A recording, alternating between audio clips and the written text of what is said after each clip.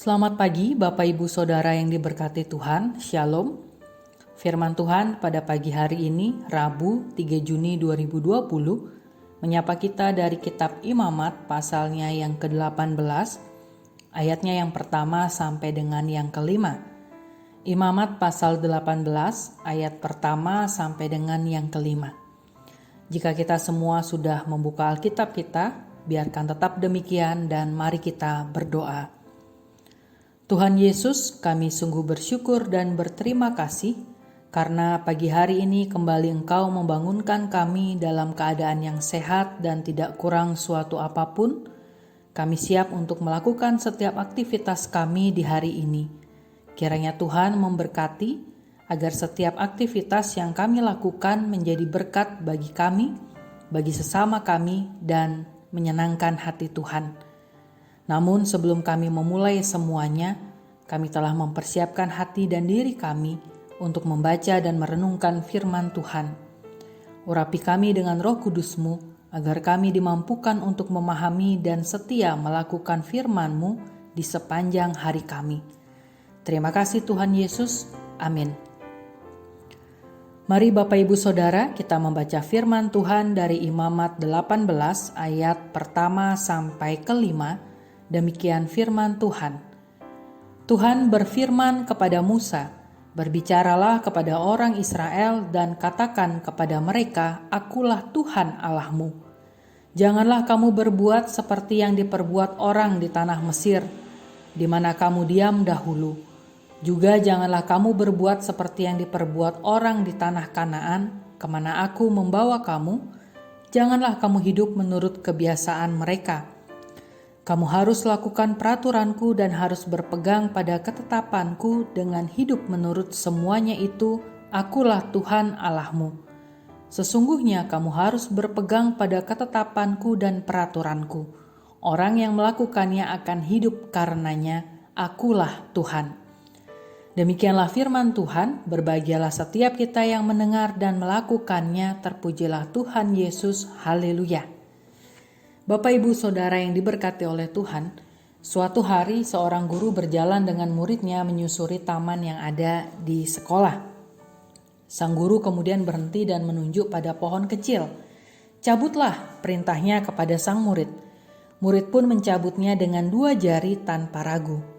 Lalu mereka kembali berjalan dan mendekati pohon yang agak besar. "Cabutlah," kata guru itu kembali. Kali ini murid mencabutnya dengan 2 tangan. Mereka kembali berjalan dan berhenti di dekat pohon yang sangat besar. "Cabutlah," kata guru itu lagi. Sang murid pun protes, katanya, "Tidak mungkin mencabut pohon sebesar itu, kita perlu bulldozer." Melihat protes sang murid, guru itu berkata, "Benar, engkau dapat mencabut kebiasaan yang belum berakar di dalam diri kita dengan sangat mudah. Namun engkau membutuhkan usaha kuat untuk mencabut kebiasaan yang akarnya sudah mulai mendalam, yang akarnya sudah mulai mengakar kuat di dalam diri kita." Bapak Ibu Saudara, tentu kita masih mengingat di pembacaan Sabda Bina Umat beberapa waktu yang lalu, yang juga membahas mengenai kitab Imamat, bahwa kitab Imamat merupakan kitab yang menjelaskan tentang aturan-aturan liturgi atau tata cara peribadahan yang dibuat oleh Tuhan untuk bangsa Israel.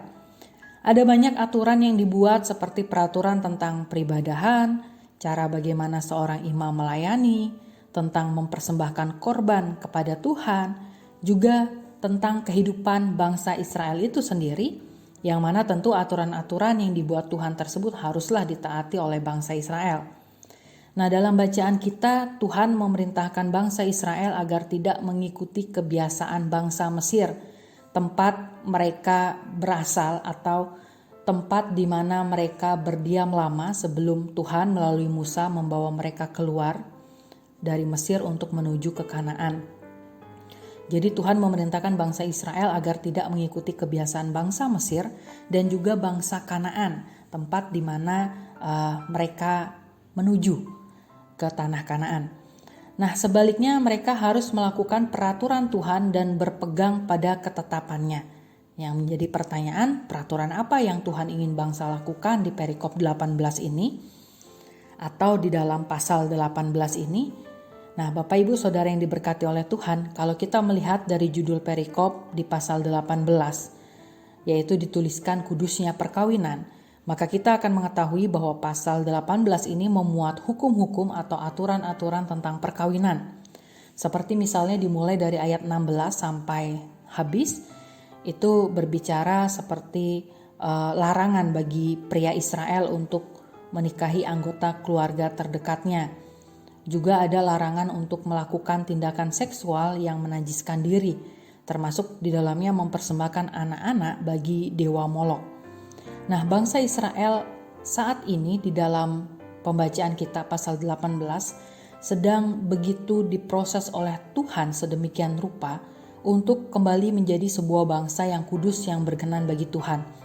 Mengapa demikian? Karena sebelumnya Israel ada di tanah Mesir, diperbudak di Mesir selama kurang lebih 400 tahunan, 430 tahun diperbudak di tanah Mesir, dan tentunya tanpa disadari cukup banyak pengaruh Mesir yang diterima oleh bangsa Israel, dan mungkin saja pengaruh-pengaruh tersebut sedikit demi sedikit masuk ke dalam pemikiran bangsa Israel.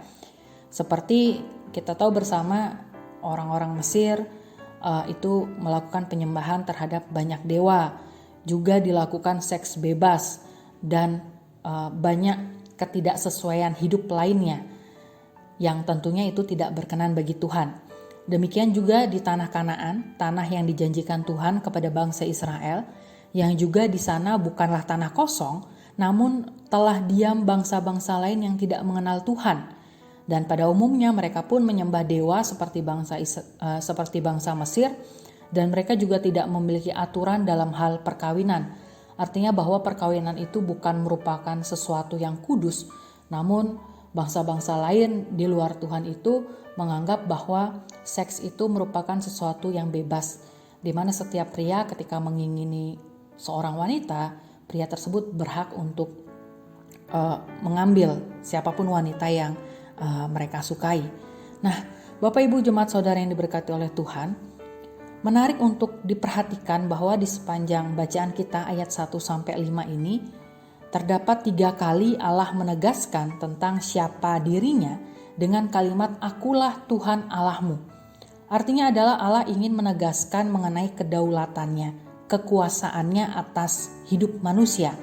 Sehingga saat Tuhan berfirman untuk Israel patuhi, maka itu adalah bentuk peringatan Allah kepada Israel bahwa setiap ketaatan mereka bukanlah tanpa sebab, tapi itu adalah wujud ketaatan terhadap Allah, terhadap otoritas Allah di dalam hidup bangsa Israel. Dan ketika umat memegang, mematuhi dan mentaati perintah Tuhan, senantiasa kita tahu Tuhan akan memberikan berkat-berkat yang luar biasa bagi kehidupan setiap umat yang taat kepadanya. Dalam bacaan kita lihat di ayat yang kelima itu dikatakan, sesungguhnya kamu harus berpegang pada ketetapanku dan peraturanku. Orang yang melakukannya akan hidup karenanya. Akulah Tuhan. Orang yang melakukannya akan hidup karenanya. Nah, Bapak Ibu Saudara yang diberkati oleh Tuhan, keluarga adalah fondasi gereja dan masyarakat. Segala sesuatunya dimulai dari keluarga. Bagaimana kehidupan keluarga kita akan bahagia sepanjang masa, tergantung pada kita mau mengikuti perintah Tuhan atau tidak, mau menyertakan Tuhan di dalamnya atau tidak. Kalau kita mau menyertakan Tuhan dalam kehidupan keluarga kita, maka kita pun harus segera mencabut kebiasaan-kebiasaan atau hal-hal yang tidak berkenan baginya sampai ke akar-akarnya. Dan untuk melakukannya kita tidak membutuhkan bulldozer, tapi membutuhkan kesungguhan hati disertai dengan penyertaan Roh-Nya yang kudus, yang akan memampukan kita memantapkan hati, membuang segala hal yang tidak berkenan, yang dapat merusak kehidupan keluarga kita, juga relasi kita dengannya. Mari Bapak Ibu dan saya, kita mulai kembali untuk mengerti dan memahami segala perintah Tuhan mengenai kehidupan berkeluarga, mengenai kehidupan rumah tangga, kehidupan perkawinan. Kita kembali kuatkan tatanan kehidupan keluarga kita dengan saling menghormati, saling mengasihi, dan saling mengingatkan untuk selalu memiliki ketaatan kepadanya sehingga berkat Tuhan akan senantiasa tercurah dalam kehidupan kita dan keluarga kita. Selamat beraktivitas, Tuhan Yesus memberkati. Amin. Mari kita berdoa. Allah yang Maha Pengasih, terima kasih untuk sapaan firman Tuhan di pagi hari ini. Kiranya firman Tuhan senantiasa menguatkan kami, senantiasa membaharui kami, sehingga kami senantiasa dapat menjadi pribadi-pribadi yang layak di hadapan Tuhan. Terima kasih ya Tuhan, berkati dan sertai kami di sepanjang kami melakukan segala tugas aktivitas kami di hari ini. Di dalam nama Tuhan Yesus, kami sudah berdoa. Amin.